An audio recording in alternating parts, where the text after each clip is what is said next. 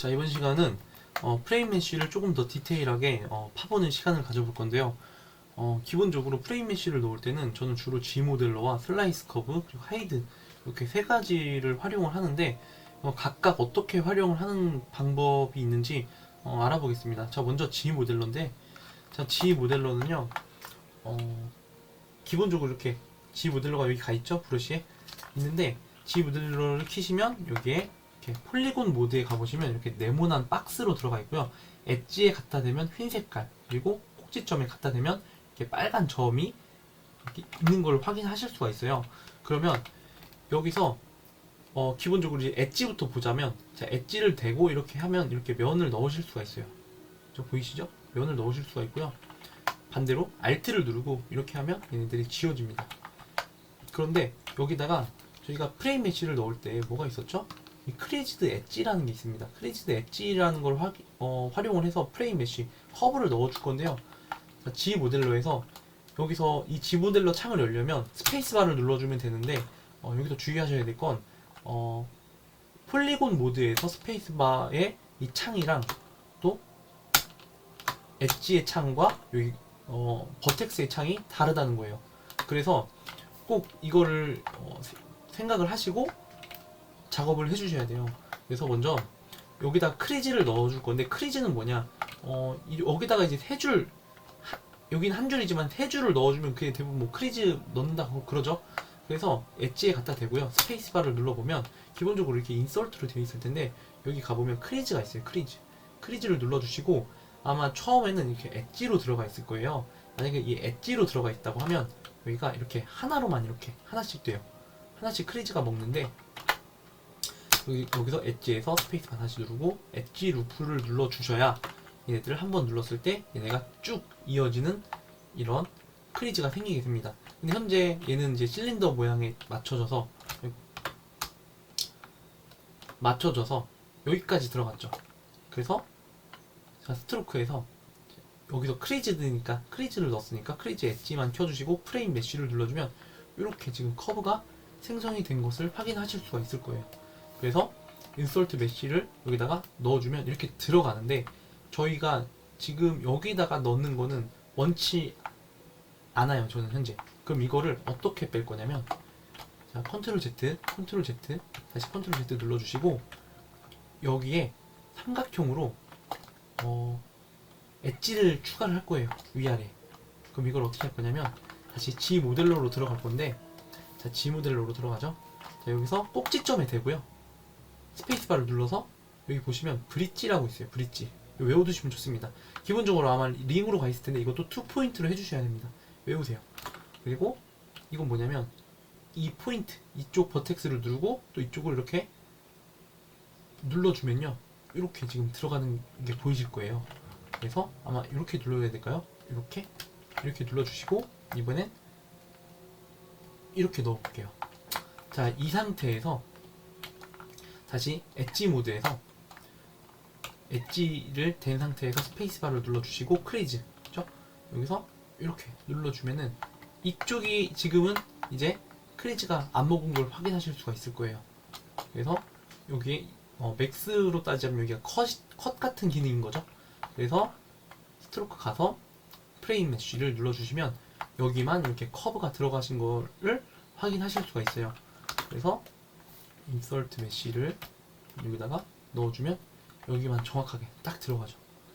자, 이렇게 G 모델러를 활용을 해서 넣는 방법이 있고요. 다시 컨트롤 Z 눌러서 다시 원래 값대로 넣어놓겠습니다. 이번엔 면수가 조금 적기 때문에 면수를 조금 올려볼게요.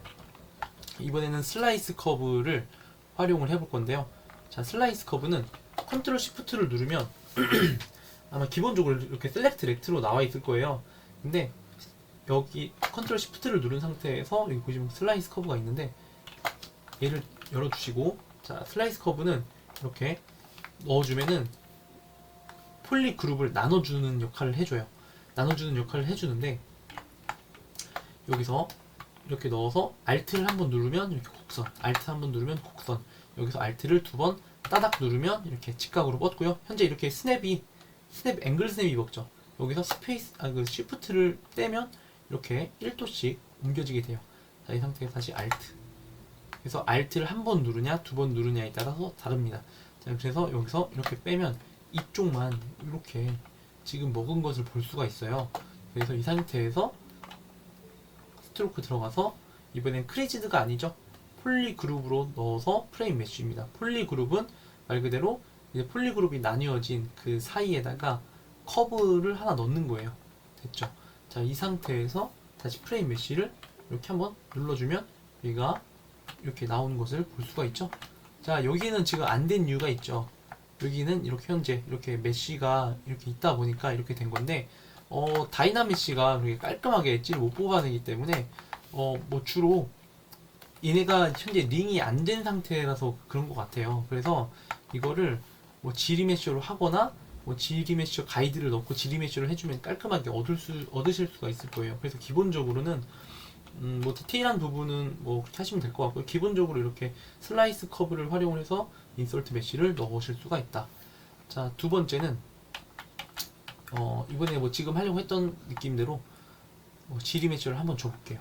자, 지리 메쉬를 주면은 얘네가 이렇게 링이 될 수 있도록 이렇게 뺑 돌아가죠. 그래서 Shift 누른 상태에서 컨트롤 Shift 누른 상태에서 이걸 라쏘 툴로 넣으시고 이거를 이렇게 넣으면 얘가 이렇게 가려지죠. 가려지는데 이 상태에서 폴리 그룹으로 들어가세요. 여기서 오토 그룹을 눌러주면 얘네들의 색상이 서로 다른 걸 확인하실 수가 있어요. 이 상태에서 컨트롤 Shift를 누르고 이렇게 놓으면 이렇게 나오는데 얘네들을 이렇게 가려줄 수 있죠. 현재 이게 라쏘 툴이니까 다시 렉트로 바꿔주시고 이렇게 바꿔주면 얘네들만 나오게 되죠. 자, 뒷면이 지금 안 보이니까 밑에 내려가서 여기 디스플레이 프로퍼티스에서 더블을 눌러주면 얘가 이렇게 뒷모습이 나오게 되죠. 안쪽 면이 나오게 되죠. 자, 이 상태에서 델 히든은 어디 있나요? 지오메트리에 모디파이 토폴로지 가보면 델 히든이 있습니다. 자, 델 히든 눌러주시고 다시 스트로크 가보시면 이번엔 보더죠. 보더 이거 꺼주시고요. 보더 이렇게 눌러주면 이쪽만 이렇게 생기게 돼요. 이 상태에서 다시 인설트 배치를 활용을 해서 넣으실 수가 있다. 너무 크겠네. 이런 방식을 활용을 하셔서 이렇게 문양 같은 거라든지 이런 걸 넣으실 수가 있어요. 그래서 이런 것들을 잘 활용을 하셔가지고, 자, 이것도 이제 만약에 제가 이 부분에다가만 만약에 넣고 싶다 라고 한다면 이번엔 뭐 G 모델러를 좀 활용을 해볼게요. 이번엔 좀 실습편이라고 보시면 되는데, G 모델로 들어가서 엣지에 되고요. 여기 크리지 확인되시죠? 자, 얘네가 이렇게 얘네들을 넣었을 때 이렇게 스위프트 루프 느낌으로 여기가 이어져야 돼요. 그러니까 링처럼 맥스에서 이제 링이 되게끔 여기가 이어져야 돼요. 보통 이런 경우는 지리 메셔를 한번 해주면 보통 이렇게 뱅글뱅글 돌 수 있도록 이게 자동으로 만들어 주니까 지리 메셔를 좀 활용해서 면을 이렇게 만들어 주는 것도 중요하고, 아니면 리토폴로지 단계에서 이걸 의도해서 이렇게 그려주는 게 좋겠죠. 자, 이번엔 G 모델러를 활용을 해서 여기다가 이렇게 엣지를 이렇게 넣었죠.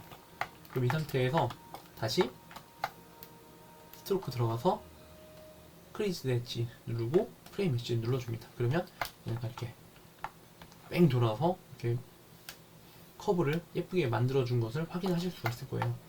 자, 그럼 이 상태에서 다시 인솔트 메쉬로 들어가서 얘네를 체크를 해주면 현재 सब디비전 레벨이 있죠. 그래서 저는 सब디비전 레벨을 지어줄 거예요. 델로어. 그래서 다시 이렇게 넣어주면 얘네가 이렇게 뱅글뱅글 돌아서 예쁘게 만들어낸 것을 보실 수가 있습니다. 이렇게 사이즈도 조절해서 다시 한번 눌러보시고요. 자, 여기서도 이제 이렇게 따로따로 움직여줄 수가 있는데 이건 한번 해보시면은 감이 오실 겁니다. 자, 뭐 대략 이 정도만 해서 프레임 메쉬에 대해서 알아보았습니다.